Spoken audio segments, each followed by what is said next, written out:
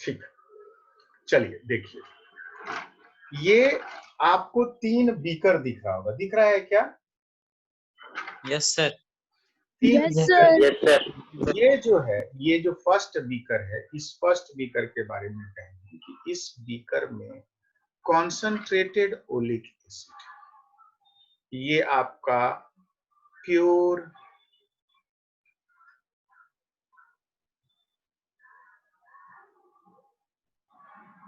Oleic acid है। I hope आप लोगों को दिख रहा होगा, हम लिखे प्योर ओलिक एसिड, जूम उम करके देख लीजिएगा, प्योर ओलिक एसिड। अब हम क्या करते हैं, इस प्योर ओलिक एसिड से, इससे हम 1 ml, 1 ml, 1 मिलीलीटर, छोटा सा थोड़ा सा होता है। 1 ml का मतलब क्या होता है पता है? 1 सेंटीमीटर लंबा, 1 सेंटीमीटर चौड़ा और 1 सेंटीमीटर ऊंचा एक क्यूब है। इस क्यूब में जितना पानी अटेगा, ये 1 सेंटीमीटर है, 1 सेंटीमीटर, इसी को कहते हैं 1 cc, centimetre cube. It is called 1 centimetre cube, cc, and it is also called 1 ml, millilitre, ये 1 मिलीलीटर का। अब देखिए क्या किए, ये टोटल जो जार है इसमें 1 ml प्योर ओलिक एसिड है, और टोटल जो वॉल्यूम है इसका, ये टोटल वॉल्यूम है 20, टोटल 20 ml। तो बताइए, इसको आप प्योर ओलिक एसिड कहिएगा कि नहीं कहिएगा? No sir. नहीं, आप इसको प्योर तो नहीं कहोगे। चलो हम इसका नाम लिखते हैं डाइल्यूटेड, डाइल्यूटेड ओलिक एसिड। ये आपका डाइल्यूटेड ओलिक एसिड है, मतलब पतला हो गया, डाइल्यूट हो गया, इसमें पूरा का पूरा ये नहीं। अब हम क्या करते हैं, ये डाइल्यूटेड ओलिक एसिड का फिर से एक दूसरा बीकर आपको हम दिखाने का कोशिश किए, उसमें फिर से 1 ml डाइल्यूटेड ओलिक एसिड लिए, और इसका भी जो टोटल वॉल्यूम है, वो टोटल वॉल्यूम है आपका, टोटल ये भी जो है ना, सो ये है 20 ml। तो ये है मान लीजिए बीकर ए, और ये है मान लीजिए बीकर बी। तो क्या दोनों बीकर ए और बीकर बी दोनों में ओलिक एसिड का कॉन्सेंट्रेशन सेम रहेगा या चेंज होता जाएगा? चेंज होता जाएगा सर। चेंज हो जाएगा। किसमें कॉन्सेंट्रेशन ज्यादा है और किसमें कॉन्सेंट्रेशन कम है? टेस्ट ट्यूब ए में ज्यादा है, टेस्ट ट्यूब बी में कम। एग्जैक्टली। चलिए हम इस बी को, जिसको कि आप देख पा रहे और भी डाइल्यूटेड है, इसको हम लिख देते हैं सुपर डाइल्यूटेड। बहुत पतला हो गया, ये सुपर डाइल्यूटेड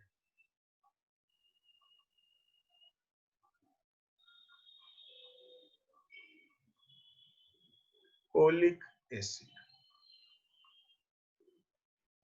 ये सुपर डाइल्यूटेड ओलिक एसिड है, इसका आपको ध्यान रखना। बोलिए, अभी तक किसी को कोई समस्या है? No sir. No sir. No, ठीक है। अब आप इसका स्क्रीनशॉट ले। ये डाइल्यूशन का कॉन्सेप्ट सब जगह आता है, केमिस्ट्री में भी आता है। ध्यान रहे, कल एक बच्ची परसों मेरा क्लास अटेंड की और उसको लग रहा था कि केमिस्ट्री का क्लास है, आप फिजिक्स का क्लास पढ़ रहे हैं, हम फिजिक्स में इन चीजों को पढ़ा रहे हैं, मगर ये केमिस्ट्री में ज्यादा इम्फेसिस से पढ़ना पड़ेगा। इसका मतलब है कि ये इतना इंपॉर्टेंट टॉपिक के श्रेणी में रख सकते हो जिसको कि दोनों सब्जेक्ट के टीचर को यूज करना पड़ता है। तो आपको कुछ छोटे छोटे बेसिक चीज की तो जानकारी होनी चाहिए। इसका स्क्रीनशॉट ले लीजिए। ले लिए। ठीक है, बहुत बढ़िया। ओके, हाँ शैल प्रभा बोलिए बेटा। सर ओलिक एसिड का फॉर्मूला क्या होता है? कोई ऑर्गेनिक कंपाउंड होता है, उसका फिगर बताएंगे अभी, तो उसमें लिख देंगे। कुछ होगा, कुछ बड़ा सा कॉम्प्लिकेटेड सा चीज होगा, देखेंगे उसको। ठीक है, चलिए ठीक। हाँ, हम आगे बढ़ते हैं। ये हो गया आपका एक स्टेप। अब हम इसमें आगे बढ़ेंगे।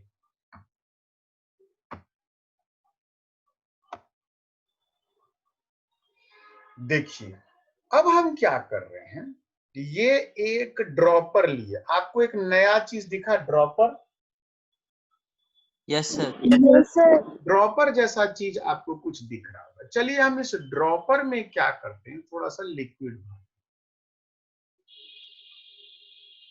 यहाँ पे कोई लिक्विड भरते हैं, या रुको इसको ऐसे नहीं होगा, यहाँ पे लिक्विड भरते हैं और इस लिक्विड को बूंद बूंद करके गिराएंगे। कौन सा लिक्विड है, ये वाला लिक्विड। ओह सॉरी, इसको हमको मिटाना पड़ेगा।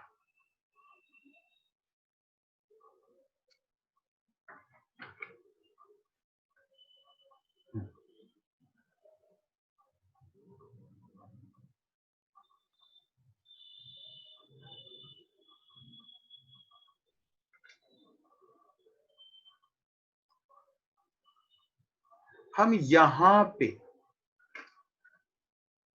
लिक्विड डाल दिए ड्रॉपर में, थोड़ा ध्यान से देखिएगा आप लोग, थोड़ा जूम वूम करके हम इसमें एक लिक्विड डाल, सबको दिखा? Yes sir. Yes sir. Dropper में लिक्विड, और इससे हम बूंद बूंद करके लिक्विड को गिराएंगे। ये गिरेगा मेरा बूंद बूंद करके। देखिए आपको बूंद करके हम दिखाने का कोशिश कर रहे हैं।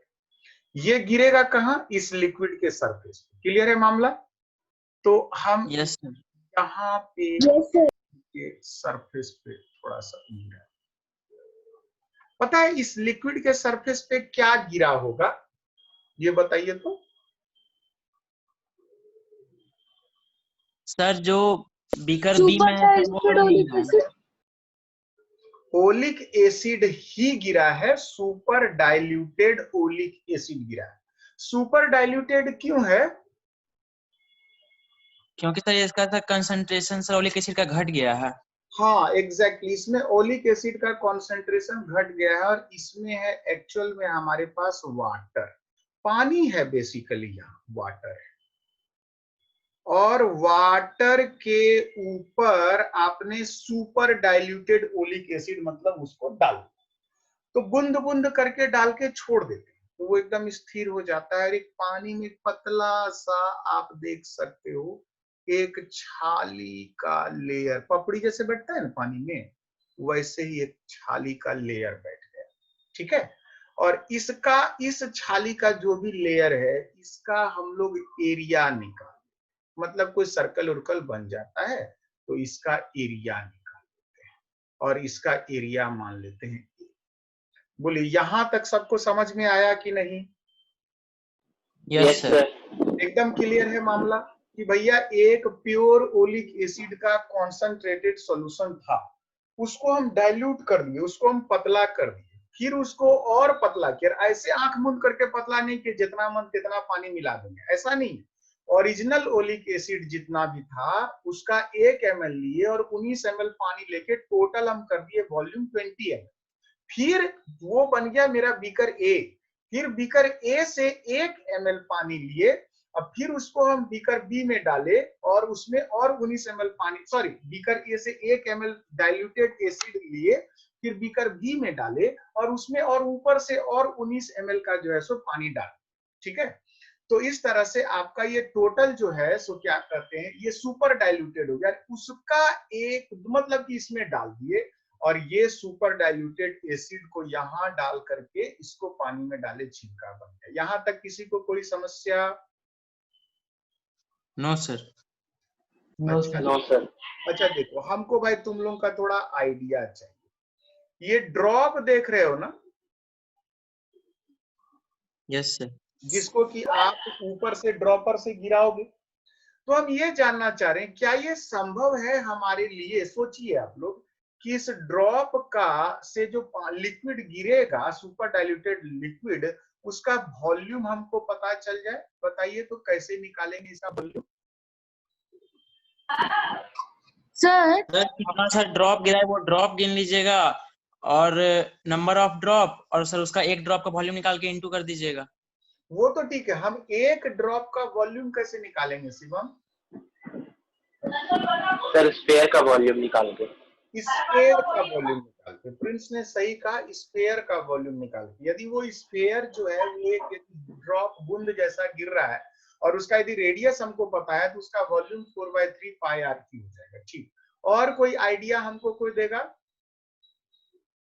सर हाँ, ड्रॉपर में मार्क किया हुआ रहता है सर, तो जितना पानी गिरेगा उतना ड्रॉपर में घटेगा सर। तो फाइनल जो वॉल्यूम दिखा, मतलब जो इनिशियल वॉल्यूम दिखाएगा फिर फाइनल वॉल्यूम दिखाएगा।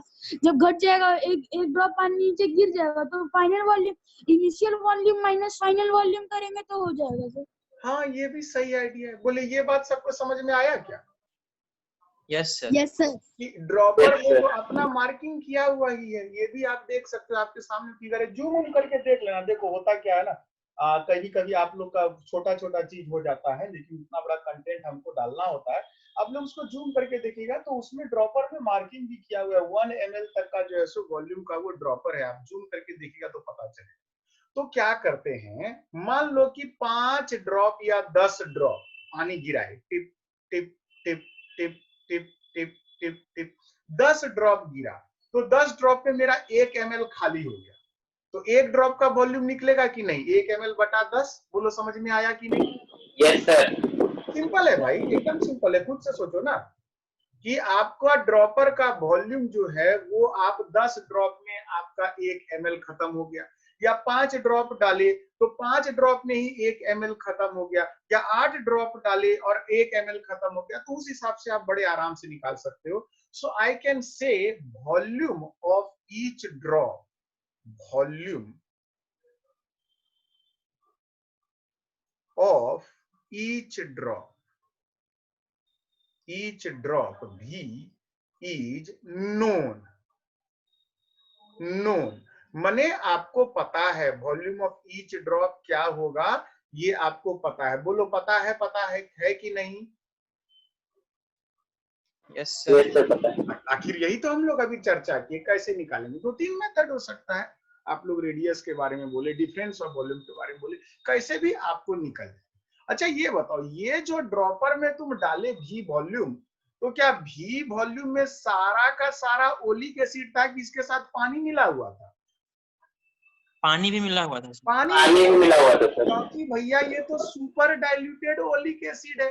बोलो है कि नहीं? Yes sir. जब ये सुपर डाइल्यूटेड ओलिक एसिड है तो इसमें तो पानी भी मिला हुआ है। अच्छा ठीक है, चलो हम यहाँ पे जो हम पपड़ी बैठा है मेरा, इसमें हम मान लेते हैं कि n ड्रॉप है, n drop of oleic acid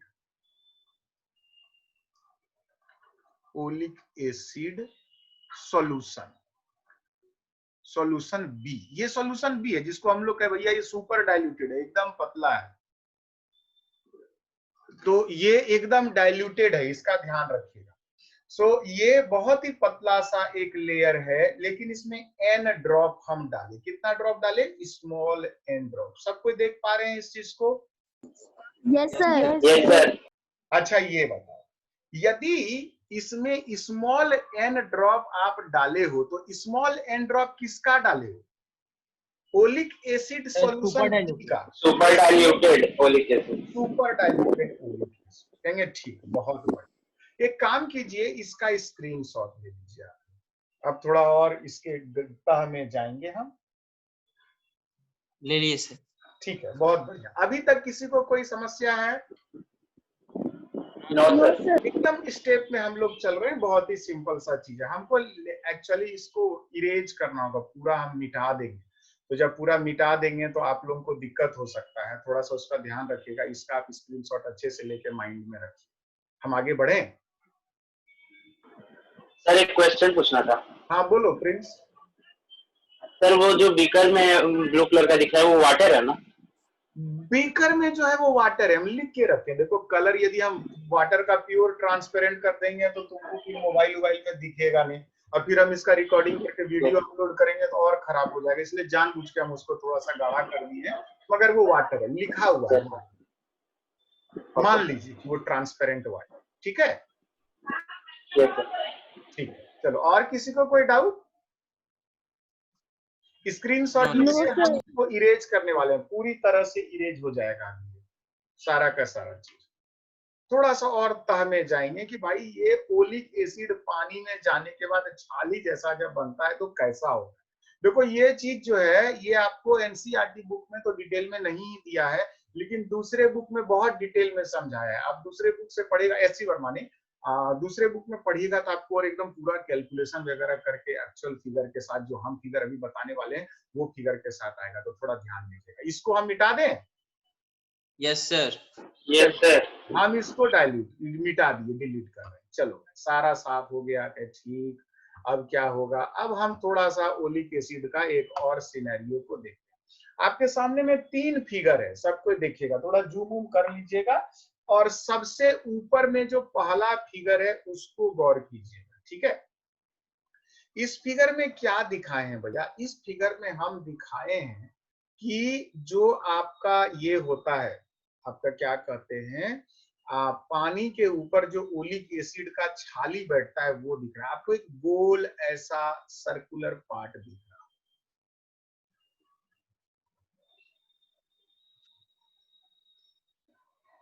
बोलिए, ये गोल ऐसा सर्कुलर पार्ट दिखा सबको? yes yes sir. सर। तो ये पानी है, यहाँ पे पानी है, पानी के नीचे बर्तन भी है, बट कोई बात नहीं। ऊपर में एक पतला सा छाली या लेयर बन गया ओलिक एसिड। अब यदि ये ओलिक एसिड का गोल ऐसा कुछ है तो इसका आप रेडियस तो देख ही सकते हो कि कितना रेडियस है इसका। बोलो समझ में आया कि नहीं? और रेडियस यदि है तो इस ओलिक एसिड का सरफेस एरिया का मान करीब करीब पाई आर स्क्वायर जैसा कोई चीज होगा। बोलो होगा कि नहीं? yes sir. तो Yes, ओलिक एसिड का जो छाली है, सेकेंड पिक्चर में देखो, ओलिक एसिड का जो एक लेयर है वो पानी के सतह पे मान लेते हैं कुछ वृत्ताकार है, सर्कुलर है, और वो सर्कुलर लेयर कुछ इस तरह से बना हुआ है, आप ये देख सकते हैं। बोलो दिखा कि नहीं जो हम हैश किए अभी? तो इस सर्कल sir. का तो Yes, sir. एरिया आप निकाल ही सकते हो ना, इसका आप एरिया तो निकाल ही सकते हो ना। एरिया ए इज नो, ठीक है, yes sir. ठीक। अब आप क्या कीजिए, अपना ध्यान थर्ड फिगर पे लेके जाइए। थर्ड फिगर में क्या दिया हुआ है इसको देखिए, ये कहीं हम नेट से डाउनलोड किए ये पिक्चर। देखिए यहाँ पे ये पानी का लेयर है, देखिएगा ध्यान से, हम इसका पानी का लेयर है।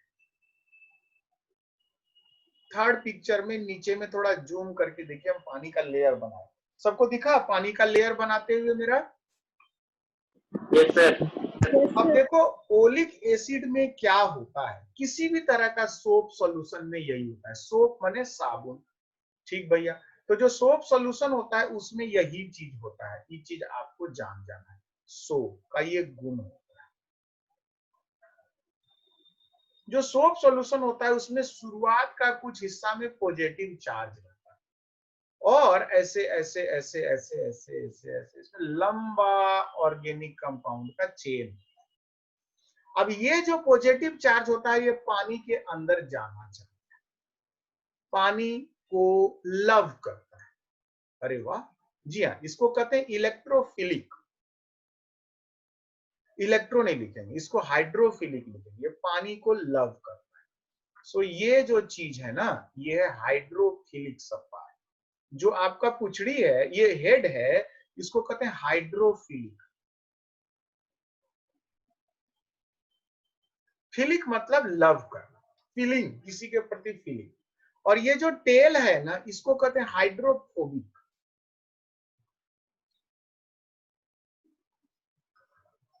फोबिया, फोबिया मतलब किसी से चिढ़, नफरत, डर, फियर, गुस्सा, तो हाइड्रोफोबिक होता है। तो ये जो ऑर्गेनिक चेन होता है, ये वाला ऑर्गेनिक चेन होता है, ये हाइड्रोकार्बन्स होते हैं। कार्बन्स यहाँ पे है, कार्बन है, हाइड्रोजन है, कार्बन हाइड्रोजन है, लॉन्ग चेन होता है। तो ये ऑर्गेनिक चेन होता है। और ये ऑर्गेनिक चेन जैसे आप लोग पढ़े हो ना, methane, methane, propane, butane, pentane, hexane, heptane, octane, वो सब जो चीज है ना उसमें एक लंबा कार्बन का चेन होता है। इसमें भी वही चेन होता है ओलिक एसिड का। तो ओलिक एसिड में 2 पार्ट होता है, एक होता है हाइड्रोफोबिक। हाइड्रोफोबिक का मतलब क्या बोले?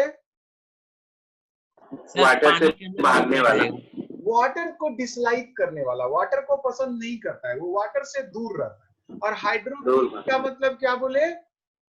वाटर को वाटर से ये लाइक वाटर को करता है। लाइक करता है। हाइड्रोफिलिक का मतलब है जो वाटर को लाइक करता है। तो देखिए ये यदि ओलिक एसिड है तो ओलिक एसिड में भी दो पार्ट होता है, जैसे साबुन में होता है वैसे ही ओलिक एसिड में भी होता है। आप लोग थोड़ा गूगल में भी सर्च कर लीजिएगा, क्योंकि ये केमिस्ट्री के क्लास 12 का पार्ट है जो हम आपको पढ़ा रहे हैं अभी। तो ये जो क्या कहते हैं आपका ओलिक एसिड होता है, ओलिक एसिड में भी दो पार्ट है। देखिए नीचे में लिखा है पोलर हेड। ये पोलर हेड का मतलब ये वाला गोल हिस्सा, और ये वाला जो गोल हिस्सा ये पानी को बहुत पसंद करता है, इसलिए ये पानी में डूब जाता है। और लंबा चेन इसमें होता है, और ये लंबा चेन पानी के ऊपर आ जाता है। बोलो समझ में आया? Yes sir. Yes sir.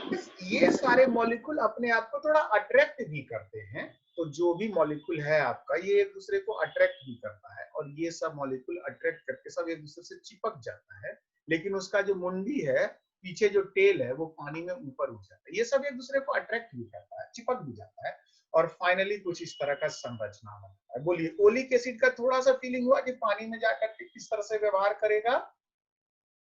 Yes sir. Yes sir. उसके वॉल्यूम का एक बहुत बड़ा हिस्सा जो है वो पानी के सतह के ऊपर में रहता है, क्योंकि वो पानी को पसंद नहीं करता है, और एक छोटा सा हिस्सा जो पानी को पसंद करता है वो पानी के अंदर में डूब जाता है। और इस तरह से पानी के ऊपर एक पतला सा पपड़ी ओलिक एसिड का बनता है, और ये बहुत पतला सा होता है, सामान्य रूप से आपको दिखाई भी नहीं देगा ये, लेकिन आप उसको जो है सो माइक्रोस्कोप वगैरह में देख सकते। ठीक है, चलिए इसका स्क्रीनशॉट लीजिए। सर एक क्वेश्चन है सर। हाँ बोलो शिवम। सर जो सर ये फर्स्ट फिगर है ना सर, हाँ उसमें जो सर आप जो रेड वाला सर्कल किए हैं सर, वहीं पर sir drop wise oleic acid को गिराए हैं हम लोग क्या? मैं मोटा मोटी मानते हैं बेटा, वो थोड़ा सा टेढ़ा मेढ़ा भी हो जाता है, ठीक है निकल जाएगा ना, तो जरूरी नहीं है कि सर्कुलर मतलब सर, होगा। हाँ सर जो घेरा बना है सर वही ओलिक एसिड का जो पतला वाला लेयर है वही लेयर है ना? हाँ हम मान के चल रहे मोटा मोटी कि वैसा ही लेयर रहता है, लेकिन कोई जरूरी नहीं है कि वो सर्कुलर रहे, क्योंकि वो सर्कुलर होने की आवश्यकता नहीं। ड्रॉप देते हैं थोड़ा टेढ़ा मेढ़ा। हम तो एक्चुअल में ओलिक एसिड एक्सपेरिमेंट किए हैं कॉलेज में, हमको पता है वो थोड़ा सा ऐसे ही करता है। तुम लोग इसको नेट पे सर्च करोगे ना तो दिख जाएगा, कोई बड़ा चीज नहीं है पिक्चर। हम तो उतना पुराना इतना ध्यान नहीं दिए हैं, लेकिन सर्कुलर पूरी तरह से हो जरूरी नहीं। हम तुमको जो दिखाए कि मान लो वो सर्कल है तो पाई आर स्क्वायर एरिया तो निकल ही जाएगा ना, यस सर। है कि नहीं? हाँ आगे बढ़े। Sir yes sir. हाँ बोलो। सर वो जो पोलर हेड है उसमें तो सब में पॉजिटिव चार्ज है, तो वो एक दूसरे को रिपेल करना चाहिए ना? हाँ बेटा वैसा नहीं होता है, क्योंकि पोलर हेड में कुछ हद तक पॉजिटिव चार्ज होता है, but it is completely surrounded by negative ions present in water. Water में नेगेटिव आयंस रहते हैं, मगर इनके बीच में और भी कई तरह के फोर्स ऑफ अट्रैक्शन और रिपल्सन कार्य करते हैं, ये न्यूट्रलाइज हो जाते हैं पॉजिटिव चार्ज होने के बावजूद भी। देखो होता है कि जो साबुन भी जो होता है बेटा, इस साबुन में भी इस तरह का गुण होता है कि उसमें जो है ना, तो आपको हम कलर चेंज करते हैं। साबुन के साथ भी ऐसा है कि यहाँ पे जो है सो फॉर्मूला है साबुन का, मान लो C16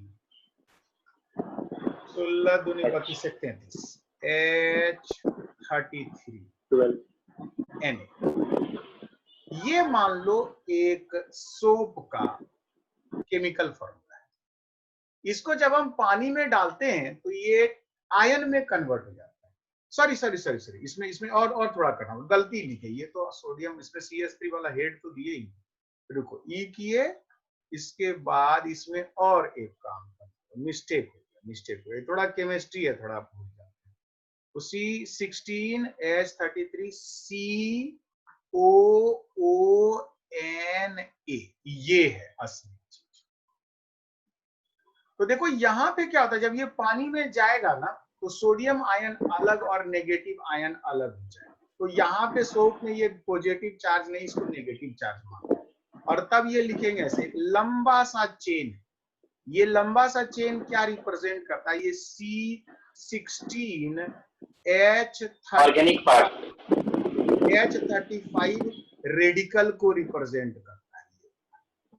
एक मिनट, ये H35 रेडिकल को रिप्रेजेंट, ये वाला 16H33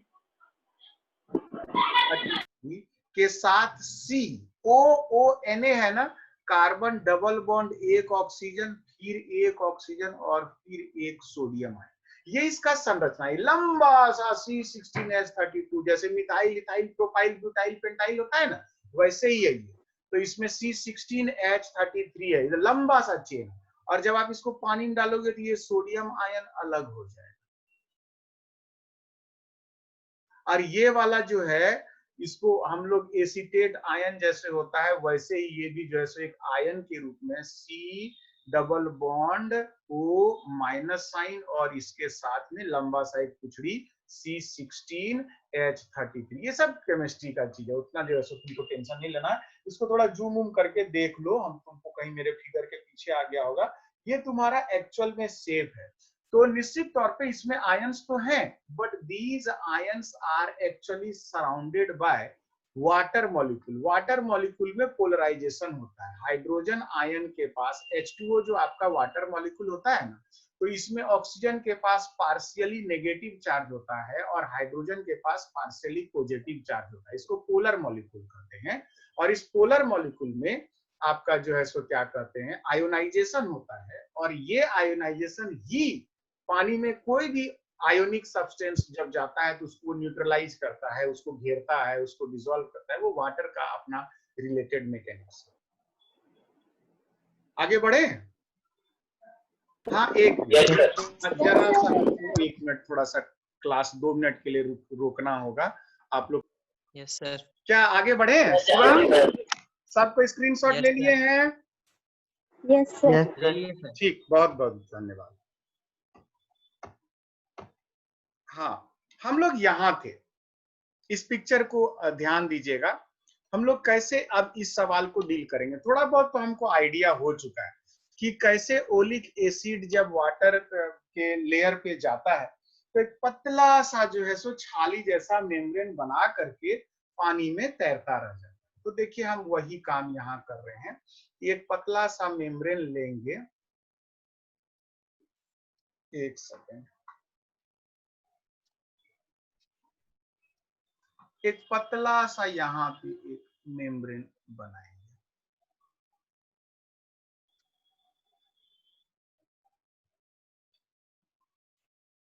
यहाँ पे एक पतला सा मेम्ब्रेन हम थोड़ा हाईलाइट करके बनाते हैं। ठीक है, ये बना दिया। अच्छा, अब देखिए यहाँ पे लिखते हैं late n drops of solution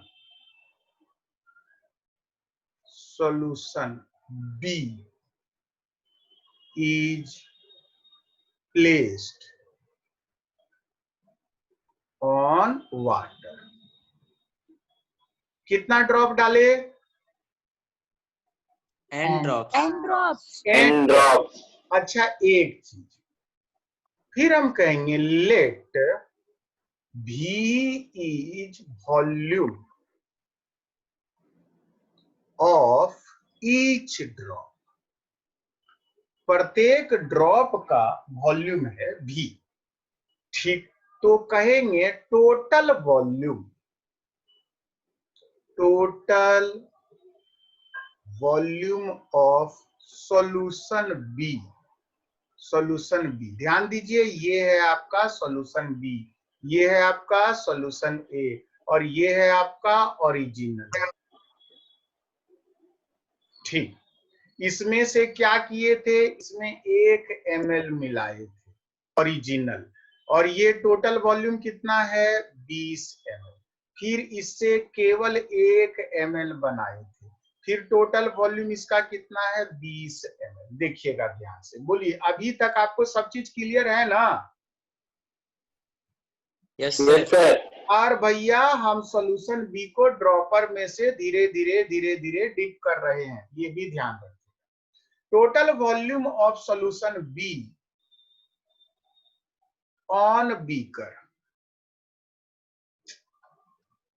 solution be on beaker,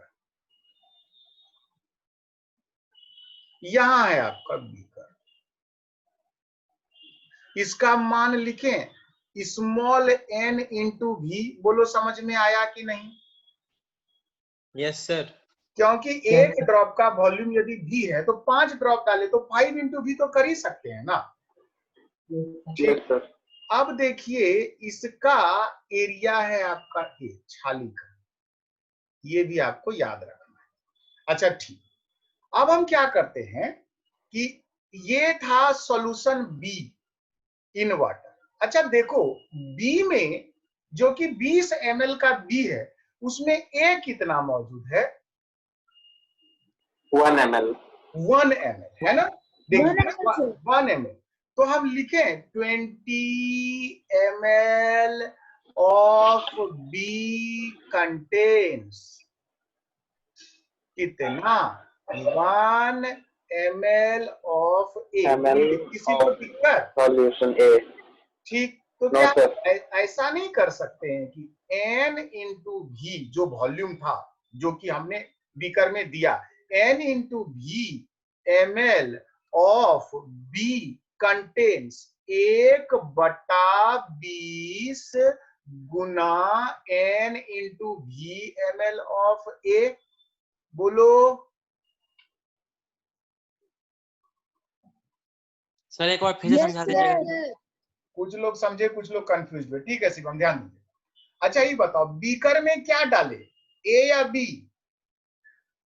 sir B का सॉल्यूशन सर। बी का सॉल्यूशन। तो बी का जो सॉल्यूशन है बीकर में उसका वॉल्यूम कितना है?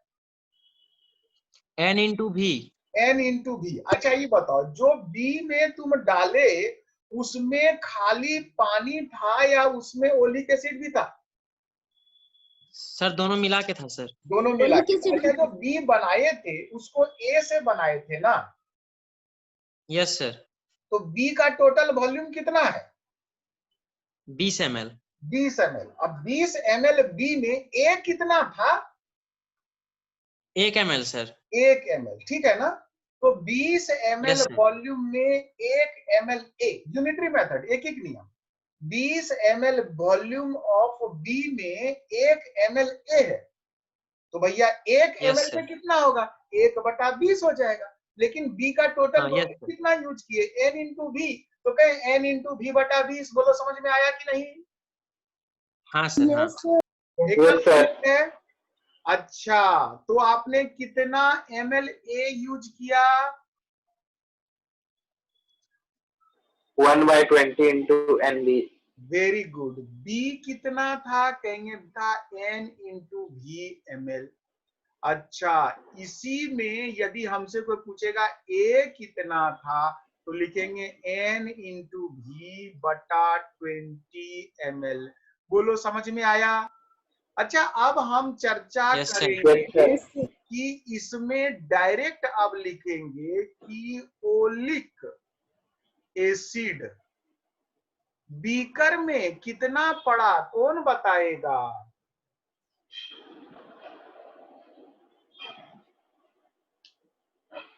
ओलिक एसिड कितना पड़ा बीकर में?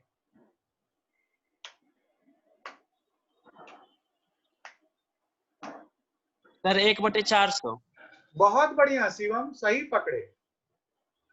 1/400, लेकिन पूरा नहीं हुआ, फिर से सल्टो बढ़िया से। सर हाँ सर हाँ NV/400।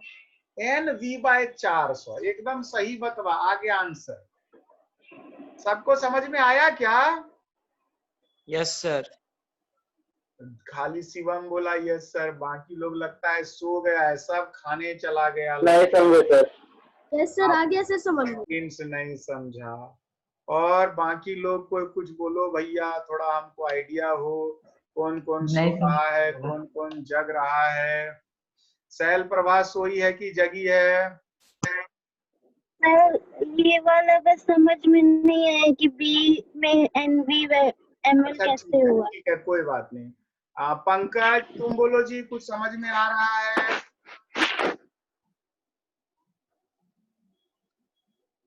पंकज कोई आवाज नहीं आया। नहीं सर, लास्ट वाला जो स्टेप था वो नहीं समझ में आया। अच्छा ठीक ठीक। सुमित, मेरा भी सर लास्ट वाला सर। माही, माही सो गई है? Sir no sir, net problem हो जा रहा बार बार। नेट प्रॉब्लम हो रहा है बेटा, ऐसे जगह में बैठो जहां थोड़ा नेट चले। ठीक है चलिए ध्यान दीजिए, हम फिर से इसको बताते हैं। अच्छा ये बताओ, जो ए बनाए थे वो ए क्या प्योर पूरा का पूरा उसमें ओलिक एसिड है कि उसमें ओलिक एसिड के साथ पानी भी है? पानी भी है सर। पानी तो है ए में, ऐसा थोड़े 100% प्योर है। अच्छा तो हम ये कहें क्या कि 20 ml A is contains 1 ml oleic acid? Yes sir. भैया देख लो, ये जब बनाए थे हम ए तो 1 ml ओरिजिनल सॉल्यूशन लिए थे और 20 ml का ओलिक एसिड लिए थे। सॉरी 1 ml का ओलिक एसिड लिए थे। टोटल ए का वॉल्यूम तो 20 ml हो गया ना। तो हम देखेंगे 20 ml of A contains 1 ml oleic acid. अच्छा तो 1 ml ऑफ ए कितना कंटेन करेगा ओलिक एसिड? 1/20। इतना 1/20। ये हो जाएगा 1/20 ml ऑफ क्या कहते हैं oleic acid, pure oleic acid. Pure oleic acid. बहुत सही बात बोले भैया, ये प्योर ओलिक एसिड का मामला है। अब हम क्या करते हैं, ए तुम्हारे पास पहले से कितना था? 20 ml। बीकर में कितना डाले? नहीं बीकर में कितना डाले ए? 100 बोलो। 1 ml डाले सर। हाँ 1 ml बीकर में, फाइनल बीकर में जहाँ पे छाली बैठा है वहां पे ए कितना पड़ा है? देखो देखो देखो, जूम उम करके देखो, खोजो। NB/20 ml sir. हाँ ध्यान से देखो, बीकर में ए कितना मौजूद है? और कोई बोलो कितना है बीकर में ए की मात्रा? NB/20 ml। NB/20 sir. ये है भैया NB/20 ml। क्या है? ए है। अच्छा तो भाई ए में जितना है उसका तो 120 कॉन्सेंट्रेशन है ओरिजिनल का। तो क्या लिखेंगे?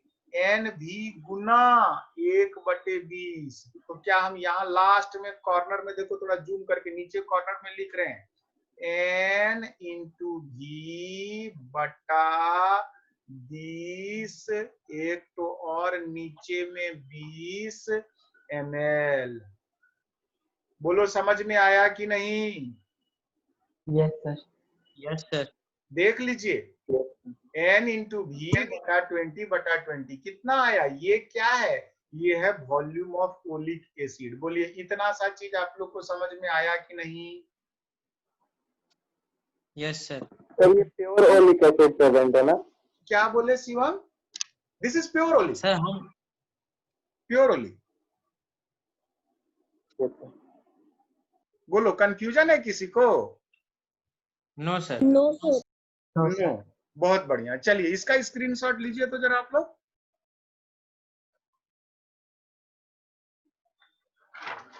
ले लिए सर। ठीक ठीक ठीक ले लिए सर। ठीक ठीक, थैंक यू।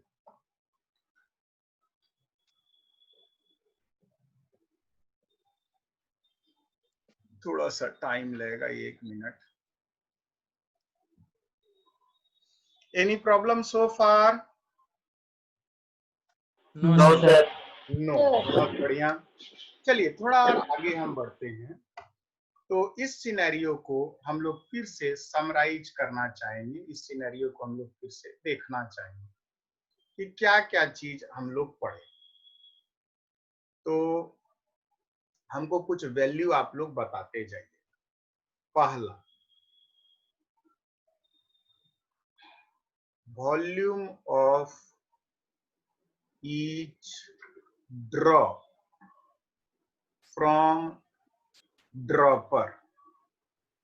भी sir. Very good. Number of drops of B in beaker. And drops.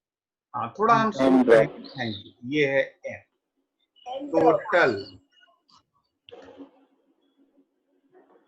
Total volume of B in beaker is equal to N into N into B. ये है आपका बी, ये है आपका ए, ये है आपका प्योर, ये है आपका प्योर। ठीक। अच्छा, अब लिखें total volume of A in beaker is equal to N V by 20। N V by 20 sir. क्या हुआ प्रिंस? एन वी बाय 20 को बिकम? नो सर, वो लोग 400 बोल रहा था। नहीं, अभी 400 नहीं आएगा, अभी 20 आएगा। केयरफुल। वही तो, प्योर ओलिक एसिड होगा तो आएगा ना सर। हाँ, total volume of pure oleic acid, total volume of pure oleic acid. बोलिए। NV by 400। 400 या एनसीईआरटी के बुक में आपका 20 इंटू 20 है, हम भी 20 इंटू 20। बोलिए, अभी तक कोई दिक्कत किसी को? No no sir. सर। ठीक, चलिए हम आपके सामने में एक और संरचना ड्रॉ करने जा रहे हैं। इमेजिन करो कि मेरे पास एक सिलेंडर है।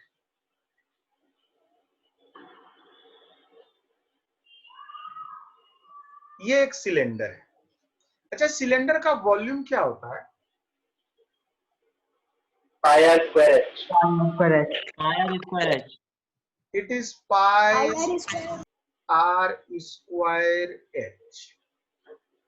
अच्छा देखो, हम ऐसा करते हैं, ये एक सिलेंडर फिर से दिखा रहे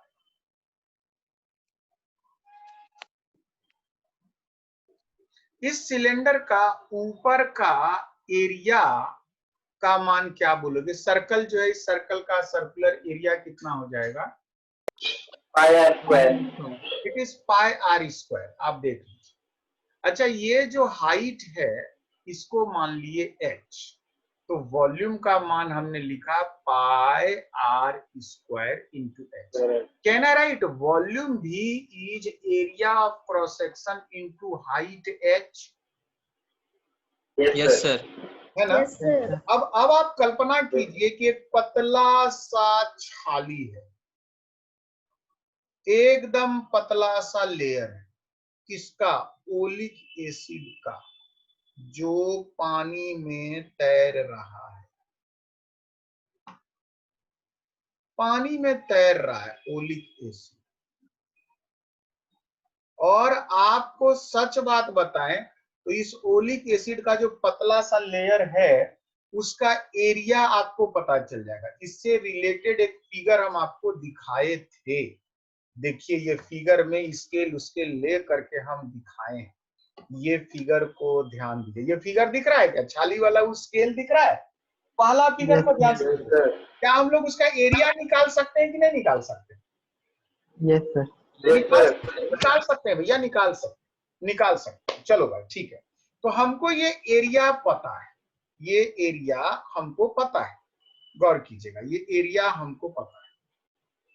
ये अच्छा, और यदि इस ओलिक एसिड का जो थिकनेस है ये है टी। T is thickness. बहुत छोटा होता है, बड़ा माइक्रोस्कोप से दिखता है, इतना आसान नहीं। Thickness, T is thickness of thin layer of oleic acid. Oleic acid.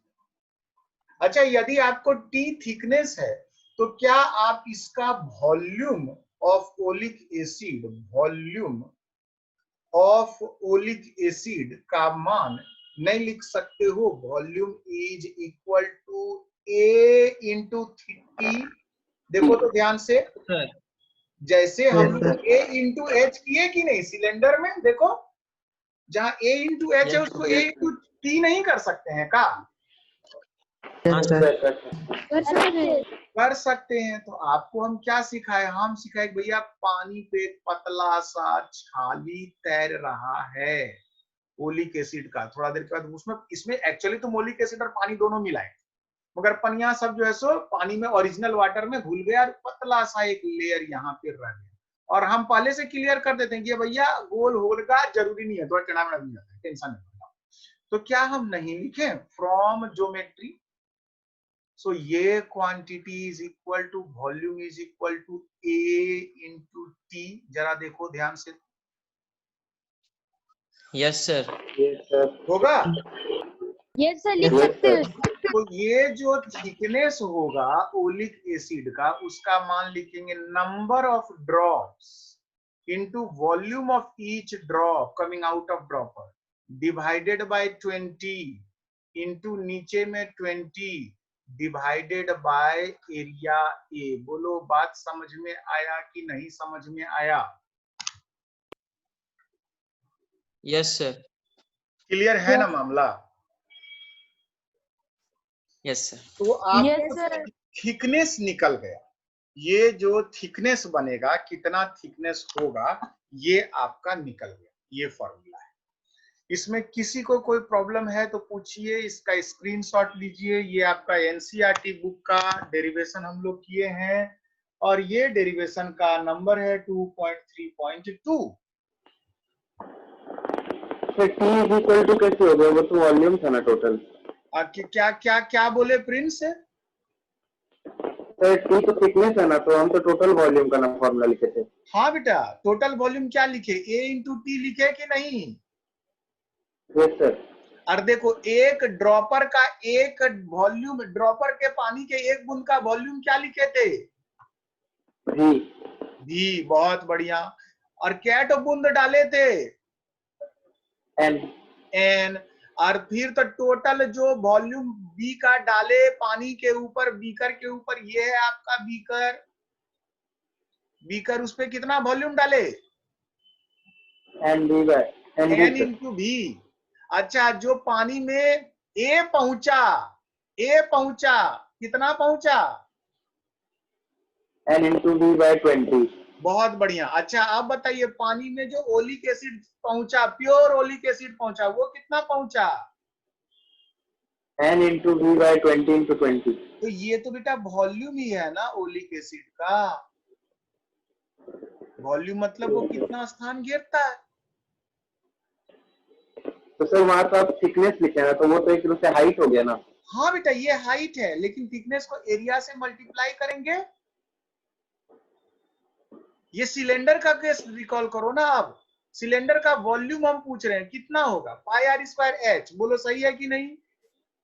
Yes sir. जब सिलेंडर का वॉल्यूम पाई आर स्क्वायर है तो उसके बाद जो है, एक मिनट रुको, थोड़ा सा रुको। तो क्या बोले कि वॉल्यूम जो आया ना पानी के ऊपर, जो एक पतला सा छाली जैसा जो ओलिक एसिड है, इसका वॉल्यूम निकाले। तो वॉल्यूम को, छाली का वॉल्यूम के लिए क्या कि इसमें जो सिलेंडर का वॉल्यूम होता है ना पाई आर स्क्वायर एच, इसमें एच आपका बहुत पतला है और एच की जगह आ गया टर्म टी। और जो पाई आर स्क्वायर है, पाई आर स्क्वायर की जगह लिख दिए ए इज एरिया। तो वॉल्यूम का मान आ गया A इंटू टी। बोलिए, कहीं किसी को कोई दिक्कत है क्या? No sir. नो। तो यहां से, हाँ बोलो, यहां से T का मान आ जाएगा आपका ये। चलिए, ये टॉपिक हमारा खत्म होता है। आप लोग जल्दी से इसका स्क्रीनशॉट लीजिए। ले लिए सर। ठीक है, थैंक यू। ले लिए सर। कोई दिक्कत होगा तो बोल देना, आगे बढ़ेंगे।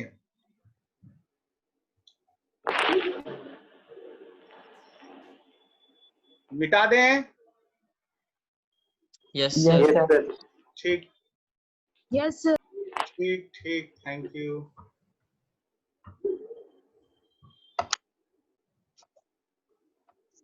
We have next topic, length measurement का लास्ट टॉपिक है। क्या लिखा है topic?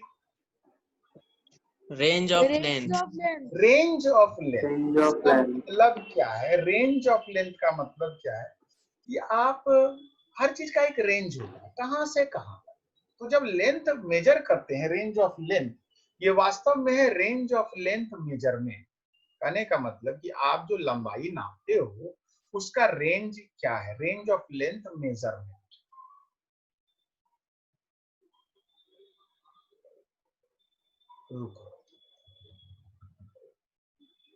Range of length measurement.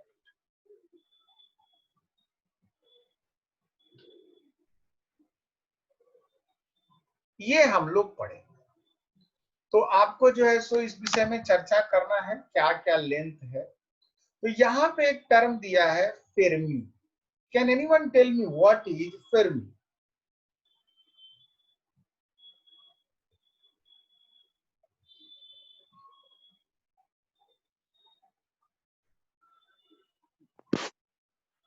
Minus आवाज नहीं आया ठीक से पंकज।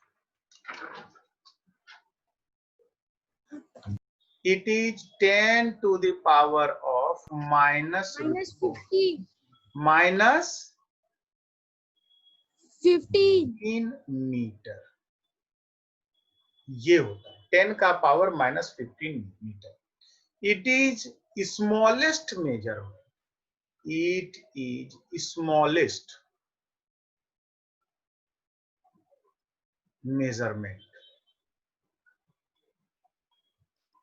measurement. We do सबसे छोटा मेजरमेंट। अच्छा, पता है ये किसका मेजरमेंट होता है? सर हाँ, शायद इलेक्ट्रॉन के साइज का। नहीं, इलेक्ट्रॉन का साइज तो इससे भी बहुत छोटा होता है, मगर हम लोग उसका चर्चा नहीं करते हैं क्योंकि इलेक्ट्रॉन वास्तव में क्लाउड बन जाता है। पता नहीं इलेक्ट्रॉन क्लाउड क्या है। ऑर्बिटल्स आप तो थोड़ा बहुत पढ़े होंगे, ऑर्बिट ऑर्बिटल्स, उसमें ये सब चीज आता है। छोड़ो, इलेक्ट्रॉन। सर तब न्यूक्लियस के साइज का। Yes, it is very small distance. Small measurement. It is size of nucleus. Nucleus of any atom. किसी एटम का जो साइज है उसका आपको जो है सो वैल्यू है 1/5। It is size of nucleus of any atom. अच्छा, ये एंगस्ट्रम क्या होता है? 10 to the power 10 10 to the power -10 metre. Very good, it is 10 to the power of -10 metre. अच्छा, ये किस चीज का, इससे क्या नापते हैं? एटम का इलेक्ट्रॉन।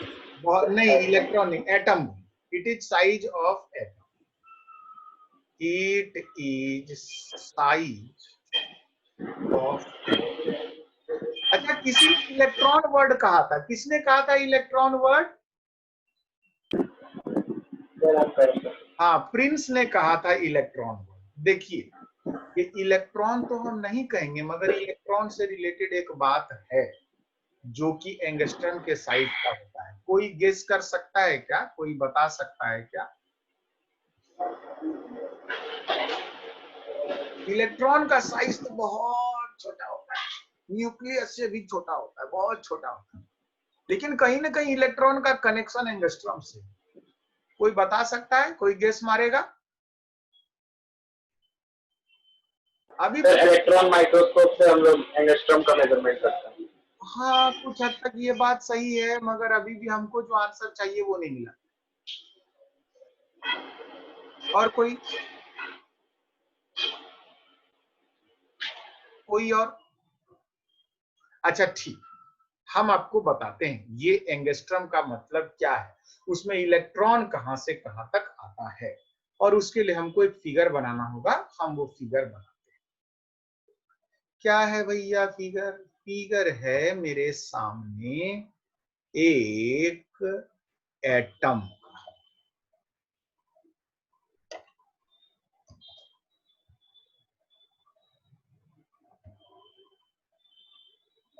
भैया मेरे सामने में एक एटम है, ये जो एटम होता है इस एटम के अंदर में रहता है क्या? न्यूक्लियस।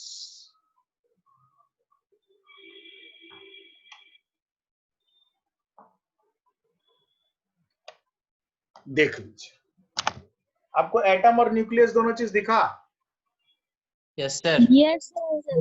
Yes sir. तो ये तो है आपका एटम, ये है आपका एटम। और यहां जो बारीक सा चीज हम दिखाने का कोशिश किए हैं, ये है आपका न्यूक्लियस। अच्छा, न्यूक्लियस से एटम का जो डिस्टेंस होता है वो ये,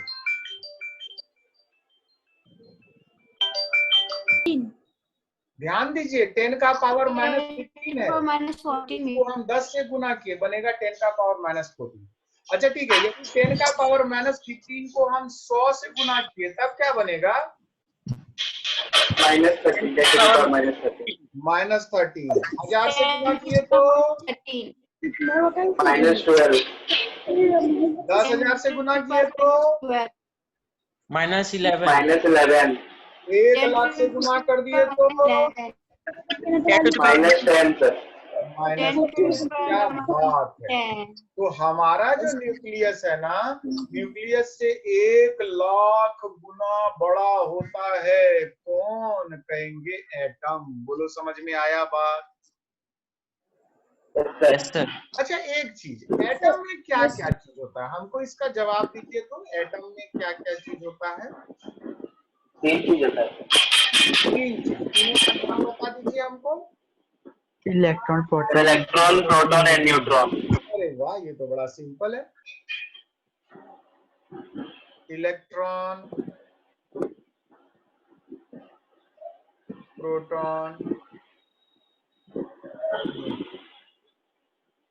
ये 3 चीज है भैया, इलेक्ट्रॉन, प्रोटॉन और न्यूट्रॉन। अच्छा, अब आप हमको जवाब दीजिए कि प्रोटॉन और न्यूट्रॉन कहाँ रहता है? न्यूक्लियस में सर। न्यूक्लियस में सर। तो जब प्रोटॉन और न्यूट्रॉन दोनों न्यूक्लियस में रहता है तो एटम का इतना बड़ा साइज कौन निर्धारित करता है? Nucleus. Electrons. Electrons. Electron sir. अच्छा, तो क्या इलेक्ट्रॉन प्रोटॉन और न्यूट्रॉन से लाखों गुना बड़ा हो जाता है का? No sir. नो। तो क्या होता है? क्या होता है फिर? सर इलेक्ट्रॉन जो है वो आटोमोस्ट ऑर्बिट में रहता है, तो उसका साइज जो है बड़ा हो जाता है। हाँ, इलेक्ट्रॉन जो है एक क्लाउड की तरह आउटर मोस्ट ऑर्बिट में रहता है। क्लाउड होता है, इलेक्ट्रॉन एक क्लाउड की तरह होता है, ध्यान रखिएगा, वो एक क्लाउड की तरह है। और जब ये क्लाउड की तरह रहता है तो उस कंडीशन में हम इसको दिखा रहे हैं, ये एक क्लाउड की तरह। और इस क्लाउड की तरह जो इलेक्ट्रॉन रहता है, तो इलेक्ट्रॉन का जो रेडियस होता है वो बड़ा महत्वपूर्ण है। रेडियस, ये रेडियस। इलेक्ट्रॉन बहुत छोटा है, साइज ऑफ एटम 10 का पावर -10 है, लेकिन रेडियस ऑफ इलेक्ट्रॉन ऑर्बिट, ये ऑर्बिट शब्द क्या होता है? सर जिसमें सर इलेक्ट्रॉन मूव करता है सर। सर्कुलर पाथ वगैरह में इलेक्ट्रॉन मूव करता है, उसका वो एक स्फीयर जैसा होता है, उसका रेडियस। और ये जो रेडियस होता है ना, ये होता है 10 का पावर -10 मीटर के ऑर्डर में, और इसी को कहते हैं एंगस्ट्रॉम। बोलिए, यहाँ तक सबको समझ में आया? Yes sir. कोई दिक्कत किसी को? नो। चलिए जल्दी से स्क्रीनशॉट लीजिए।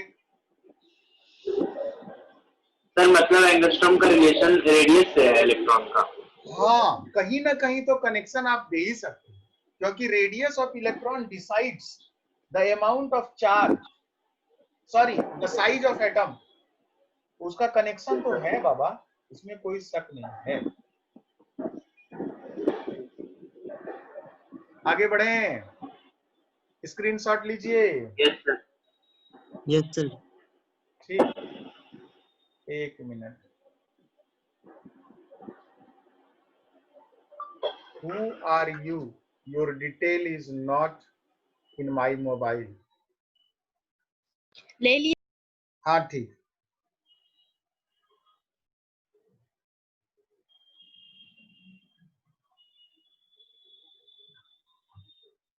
ओके, आगे बढ़ रहे हैं, इसको डिलीट कर रहे हैं, सब सब रिमूव कर रहे हैं। फाइन। ये जो दोनों चीज हम लोग चर्चा किए, फेर्मी और एंगस्ट्रॉम, ये दोनों जो है ना, सो बहुत ही छोटा सा साइज है। मगर हम लोग अब बड़े लेंथ की बात करें, तो पहले जो दो छोटा लेंथ पढ़े थे उसका क्या क्या एग्जाम्पल हम लोग नाम पढ़े?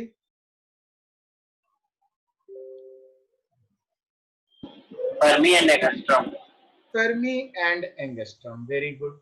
और अब बड़े बड़े लेंथ की बात करेंगे, लार्ज डिस्टेंस। लार्ज डिस्टेंस, इसके लिए कौन कौन सा यूनिट का यूज हो रहा है? Astronomical unit, light year and parsec. Astronomical unit. Astronomical unit, light year and pars. ठीक, कोई हमको बताएगा what is astronomical unit? The sir distance between 1.49 crore kilometre. बाप रे, sir, तुमने Earth क्या and किया है? Sun के बीच की दूरी तो 1 astronomical unit। 1.496 into 10 to the power 11 metre. हाँ, कुछ कुछ तो तुम लोग ठीक है बोल रहे, बट ये है क्या चीज? सर Sir, सन और अर्थ के बीच की दूरी है। हाँ, it is average distance between sun and earth. आपको ये डिफिनेशन याद करना है, वैल्यू उतना याद करना बहुत जरूरी खेल नहीं है, आपको डिफिनेशन याद रखना। सो कंसीडर कीजिए कि दिस इज सर्कुलर पाथ जिसमें अपना धरती घूमता है। तो let us consider here is our sun, sorry,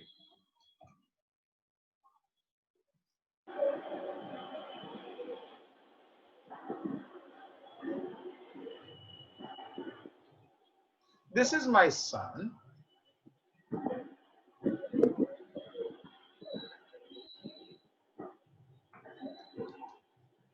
देखिए ये सन है, और उसके बाद हम दिखाएंगे अर्थ।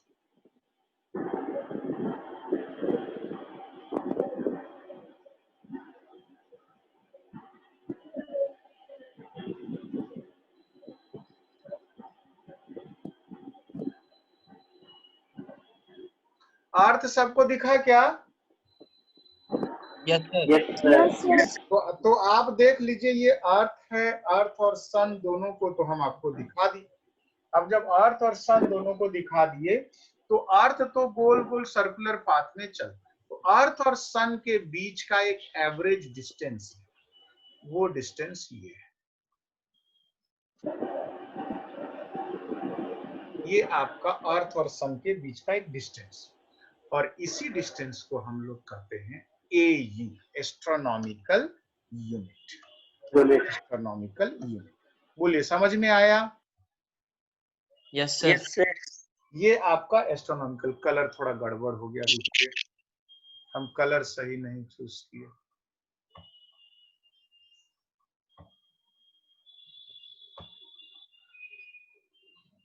One astronomical unit, I think this is one astronomical unit, sun और अर्थ के बीच का एवरेज डिस्टेंस। सो हम इसको डिफाइन करेंगे, it is average distance between sun and earth. One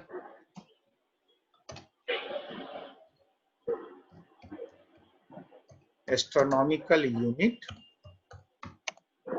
is the average average distance between sun and earth. It is average distance between sun and, ये है परिभाषा। Astronomical unit क्या है? सूर्य और धरती के बीच का average distance. End of course sir एक क्वेश्चन था। हाँ प्रिंस बोलो बेटा। सर एवरेज डिस्टेंस है, इसका एक्यूरेट वैल्यू है या फिर चेंज करता है सर? ऑफ कोर्स यदि एवरेज डिस्टेंस है तो ये एक्यूरेट ही है, लेकिन किसी मोमेंट में मान लो कि किसी महीना में धरती सूर्य के नजदीक भी हो सकता है और किसी महीना में थोड़ा दूर भी हो सकता है, कोई खास बात नहीं। 1.5 into 10 to the power of 11 metre, ये हो गया astronomical.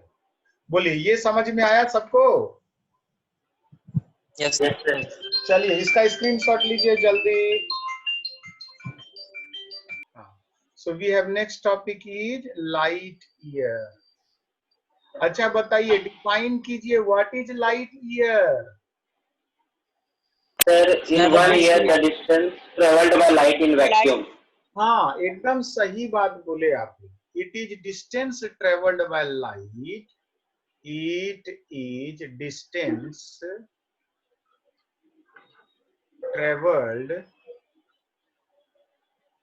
traveled by light in 1 year in vacuum। ये अच्छा, डिस्टेंस ट्रेवल्ड का फॉर्मूला नहीं लिख सकते हैं? Distance is equal to speed into time. बोलिए ये तो क्लास 8 का चीज है, ठीक है ना? स्पीड ऑफ लाइट कितना? 3 into 10 to the power 8 kilometre पर second. 3 into 10 to the power of 8 meter per second। And how much is time?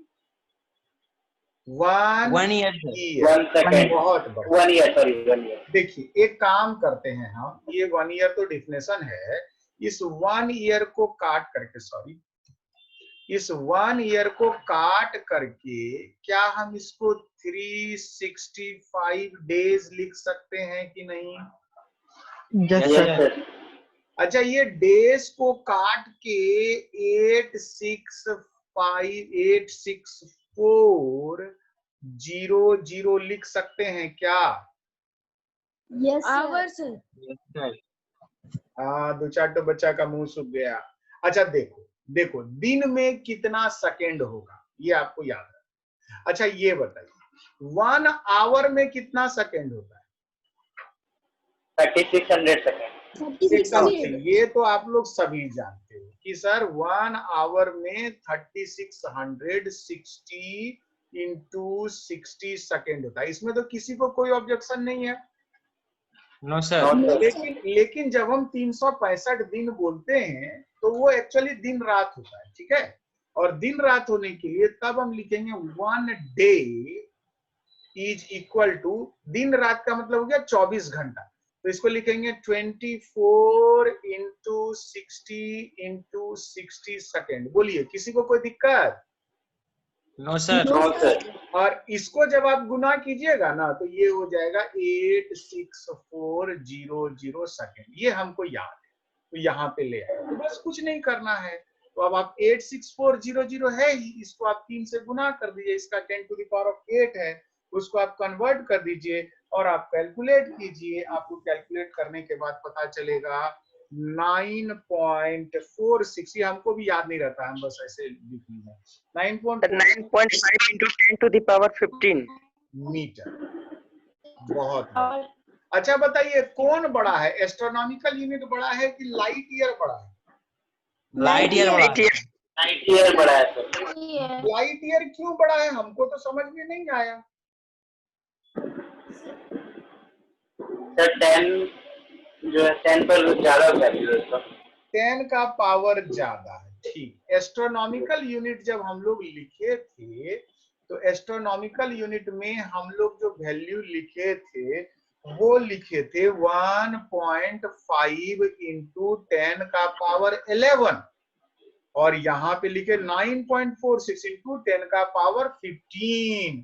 तो भैया 10 का पावर 11 और 10 का पावर 15 में कितना फर्क है? क्योंकि 10,000 से ज्यादा बड़ा, उसमें भी यहाँ पे 1.6 और यहाँ 9.4 है। अच्छा, तो 60,000 हो गया, 6.5 होता है, 60,000 गुना ज्यादा है। कौन बड़ा है 60,000 गुना? Light year. किससे बड़ा है Astronomical light unit. Year? Astronomical unit. Astronomical. Astronomy. बहुत बढ़िया, हमको मैथमेटिकली तो समझ में आ गया। अच्छा, आम बोलचाल के भाषा में कोई आदमी तुमसे पूछा जिसको कितना नंबर 10 का पावर नहीं समझ में आता है, उसको तुम कैसे समझाओगे कि एस्ट्रोनॉमिकल यूनिट बड़ा है कि लाइट ईयर बड़ा है? बोलो। Light year. लाइट ईयर बड़ा है, कैसे समझाओगे? लॉजिक दो।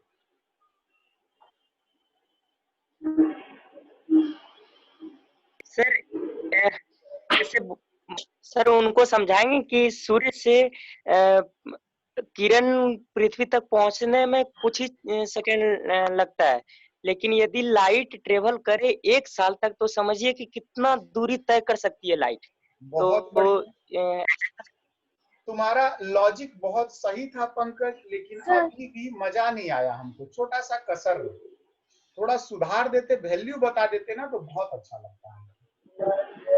मतलब कि सूर्य से पृथ्वी तक प्रकाश को आने में 8 सेकंड कुछ ऐसा लगता है, एग्जैक्ट पता नहीं है सर। तुमको तो ध्यान उतने कम समय anyone who will improve this answer? Sir सूरज से अर्थ में लाइट आने में 7 मिनट लगता है सर। 7 मिनट नहीं, अभी भी कसर है। 8 मिनट कुछ सेकंड ऐसा लगता है 8 सर। मिनट, 8 मिनट कुछ सेकंड। अच्छा, 8 मिनट को सेकंड में कन्वर्ट करो। 480। अच्छा, 48 सेकंड सर। 480। आप अप्रोक्सीमेटली 480 नहीं, आप अप्रोक्सीमेटली मानो 500 सेकंड, 500 सेकंड। बहुत सही बोल रहे थे पंकज। 500 सेकंड में लाइट चलता है। कितना चलता है? चलता है 1 एस्ट्रोनॉमिकल यूनिट। बोलिए, ये बात मेरी समझ में आई कि नहीं आपको? Yes sir. Yes sir. अच्छा, 1 साल में 500 सेकंड होता है? No sir. नो, 1 साल में कितना सेकंड होता है? कहेंगे 365 गुना 864,000। बहुत हो गया। तो भैया 1 लाइट ईयर को चलने में लाइट को 1 साल लग जाएगा, जबकि सूर्य से धरती तक प्रकाश आने में हमको 8 मिनट के करीब लगता है। 8 मिनट से थोड़ा ज्यादा, मोटा मोटी 500 सेकंड हम लोग याद कर लेंगे। बोलिए, समझ में आया कि नहीं सबको? Yes sir. एक टॉपिक बचा रह गया, पारसेक। इसमें थोड़ा मेहनत ज्यादा है, ये सबसे बड़ा है। आज इसको नहीं पढ़ाएंगे, आज हमको स्टॉप करना होगा, कहीं जरूरी काम है। So please take the screenshot और आप लोग एक बार अपना वीडियो ऑन करके चेहरा दिखा दीजिए, कौन कौन पहुंचा है क्लास में। सर ये लास्ट वाला एक बार रिपीट कर दीजिए ना। कौन वाला पंकज? हम नहीं बोले सर, कोई और बोला। प्रिंस, कौन बोला? Yes sir. सर हम बोले। हाँ प्रिंस, देखो लास्ट वाला हम बोले कि भैया बड़ा कौन है? बड़ा कौन है मतलब लाइट ईयर बड़ा है कि एस्ट्रोनॉमिकल यूनिट बड़ा है, यही पूछे। तो जब हम पूछ रहे थे लाइट ईयर बड़ा कि एस्ट्रोनॉमिकल यूनिट बड़ा, तो इसका स्क्रीनशॉट लिए कि नहीं तुम लोग? हम उसको बंद कर सकते हैं। यस सर, ले लीजिए। हाँ ठीक है, स्क्रीनशॉट ले लीजिए। ठीक है, बहुत बढ़िया। सो हम यहाँ से 1 मिनट थोड़ा इसको क्लियर कर दिए सारा चीज, और हम इसको शेयरिंग को भी स्टॉप कर दें। So now I think I can see all of you.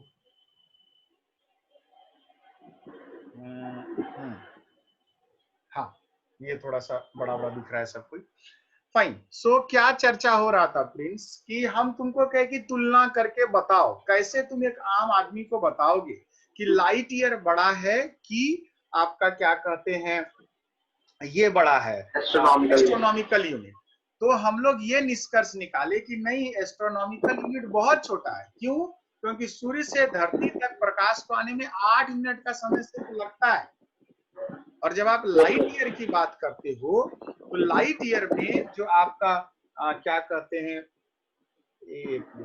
जब लाइट ईयर की बात करते हो आप, तो उस लाइट ईयर में प्रकाश को जाने में 1 साल लगता है। एक तरफ 1 साल और एक तरफ जो है सो 5 मिनट। तो हम 5 मिनट में जितना चलेंगे और 1 साल में जितना तक चलेंगे, तो निश्चित तौर पे 5 मिनट में तो हम कम ही चलेंगे ना, और 1 साल में तो ज्यादा चलेंगे ना। तो इसी बेसिस पे हम कहे कि मेरा जो लाइट ईयर है वो लाइट ईयर बड़ा होगा और एस्ट्रोनॉमिकल यूनिट छोटा होगा। एस्ट्रोनॉमिकल यूनिट में लाइट तो 5 मिनट में 8 मिनट में पहुंच जाता है और यहाँ तो 1 साल लग जाता है। क्लियर? चलिए एक बार वीडियो ऑन कीजिए सब कोई। भव्यम, शैल, पंकज, भारती। अब क्लास बंद करना होगा। ठीक है, चलो सबको good day. Okay sir, thank you. कर रहे हैं, थैंक यू। ठीक, चलिए बाय, मीटिंग एंड कर रहे हैं। Thank you.